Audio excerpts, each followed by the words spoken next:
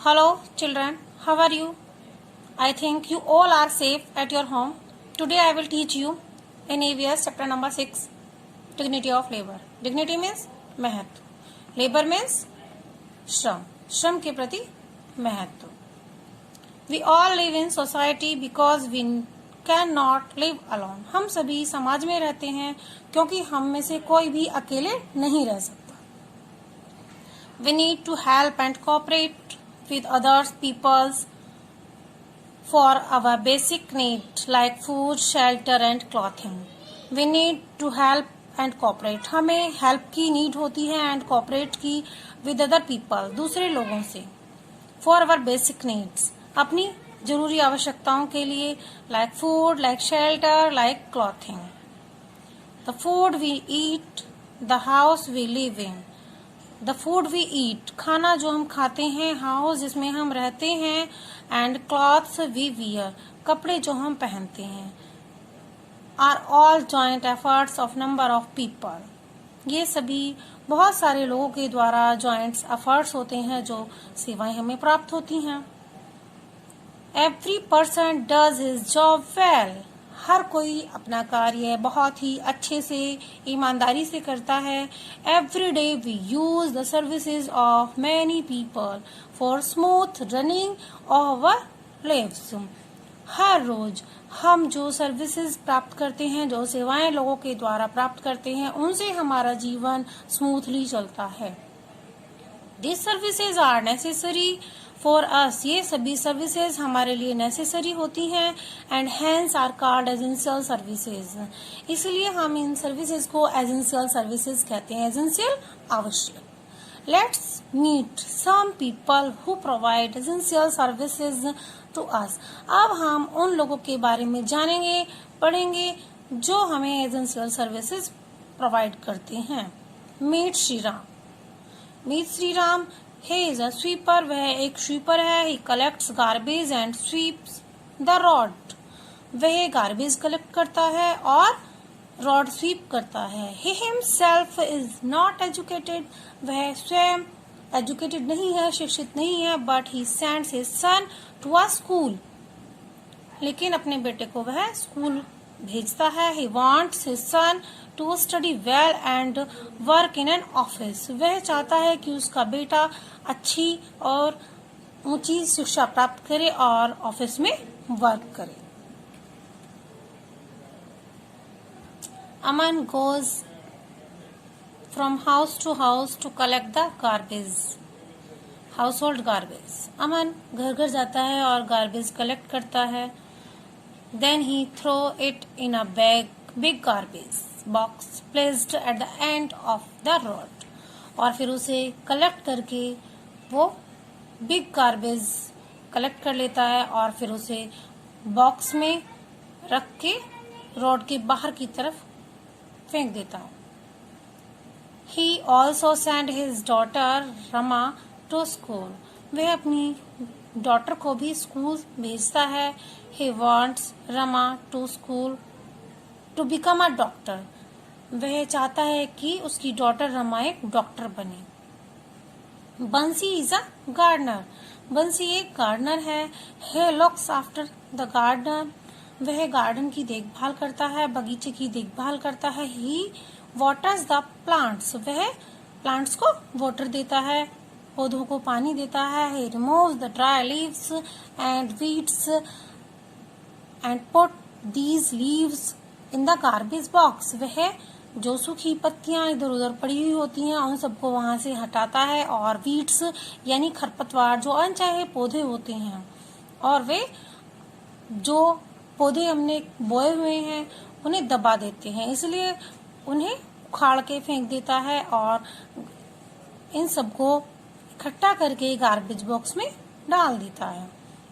He worked hard throughout his life to give his son a good education.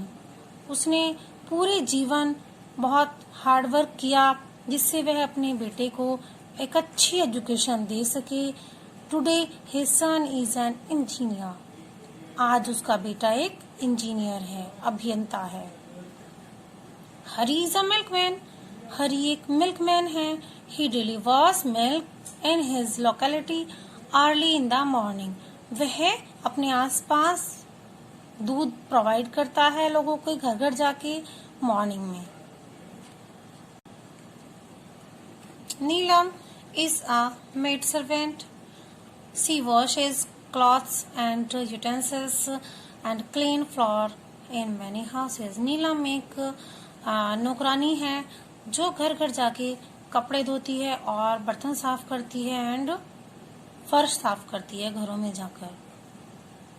Asmit is a washerman. Ashmit एक washerman है and he washes and iron clothes. वह कपड़े धोता है और कपड़े प्रेस करता है।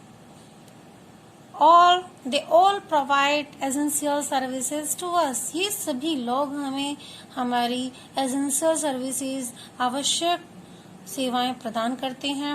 Do you know the people who do these job in your house and locality? क्या आप जानते हैं आपके आसपास आपको कौन कौन लोग सर्विसेज प्रोवाइड करते हैं, कौन कौन लोग वर्क करते हैं?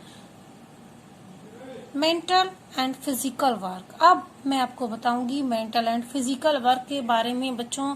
मेंटल मीन्स मानसिक एंड फिजिकल मीन्स शारीरिक। जो वर्क मानसिक किया जाता है, जैसे ऑफिस में जाके किया जाता है, स्कूल में जाके किया जाता है, बैंक में जाके किया जाता है, वह वर्क होता है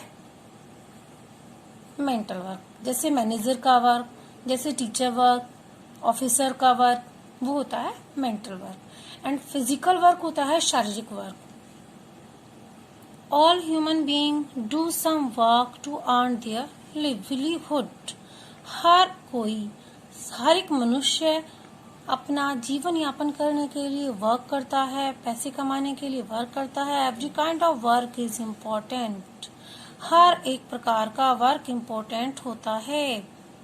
ऐसा नहीं है कि कोई वर्क इम्पोर्टेंट है कोई नहीं है, नहीं, हर एक वर्क की अपनी वैल्यू होती है। A job can be put into 2 categories. हम जॉब को 2 कैटेगरीज में डिवाइड करते हैं। One is mental work and the other is physical work.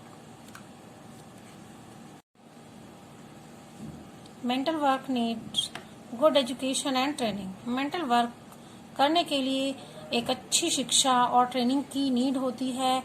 People who do mental work are respected in society. जो लोग मेंटल वर्क करते हैं, मानसिक कार्य करते हैं, सोसाइटी में उन लोगों का रेस्पेक्ट किया जाता है।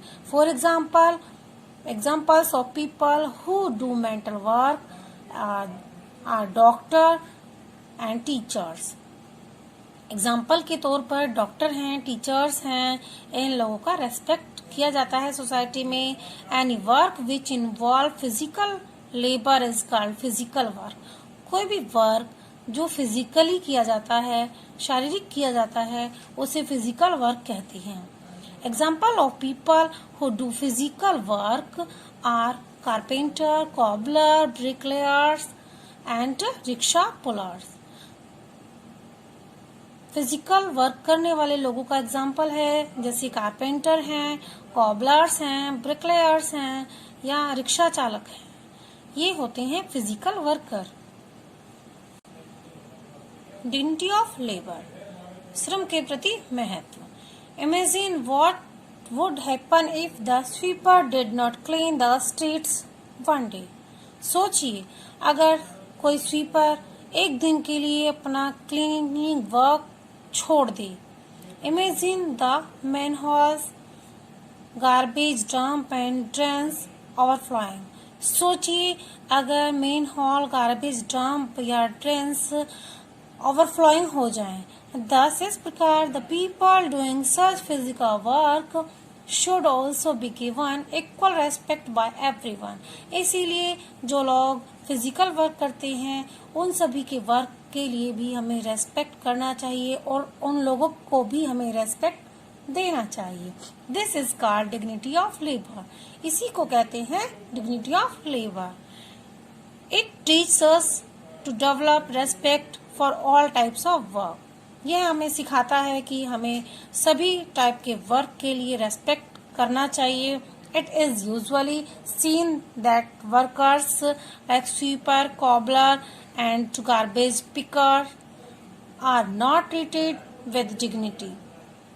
It is usually seen, अक्सर देखा जाता है कि जो वर्कर्स हैं, स्वीपर्स हैं, कॉबलर्स हैं, गार्बेज पिकर्स हैं, are not treated with dignity और रेस्पेक्ट. अक्सर ये देखा जाता है कि जो लोग ये वर्क करते हैं साफ सफाई की, उन लोगों को रेस्पेक्ट नहीं दिया जाता है, which is a social cause, जो कि एक सामाजिक अपराध है, गलत बात है.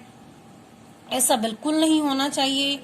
These jobs might be considered low by some, but they are essential services which are needed by all of us. These jobs might be considered low. ये सभी कार्य लो कंसिडर्ड किए जाते हैं, निम्न वर्ग के माने जाते हैं, जबकि दे आर एसेंशियल सर्विसेज, जबकि ये बहुत जरूरी सेवाएं होती हैं. इनके बिना हमारा जीवन सुचारू रूप से नहीं चल पाता है. Which are needed by all of us, इन सब की हम सभी को बहुत ज्यादा नीड होती है. नेक्स्ट पॉइंट है ट्रीटिंग एवरीवन एज इक्वल. हम सभी को, जितने भी वर्क करने वाले हैं, फिजिकल वर्क करने वाले हैं, हमें उन सभी को इक्वल बराबर दर्जा देना चाहिए, बराबर रेस्पेक्ट देना चाहिए. In India people were divided into castes and past. Bharat में पहले लोगों को कास्ट में डिवाइड करके रखा हुआ था. कास्टिज्म बहुत ज्यादा मानी जाती थी. High caste people ill treated the low caste people. ऊंची जाति के लोग, हाई कास्ट के लोग, लो कास्ट के लोगों के साथ इल बिहेव करते थे. They were made to do work like sweeping, cleaning, latrine, which were considered low और manual work in those days.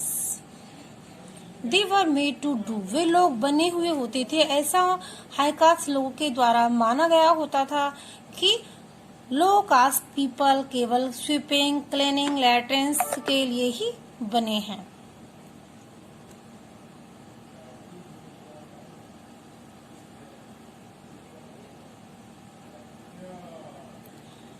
These people were considered untouchables.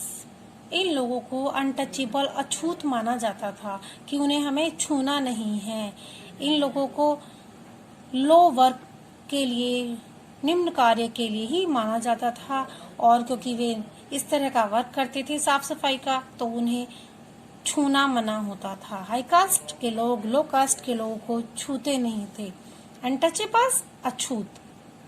Their children could not get access to education.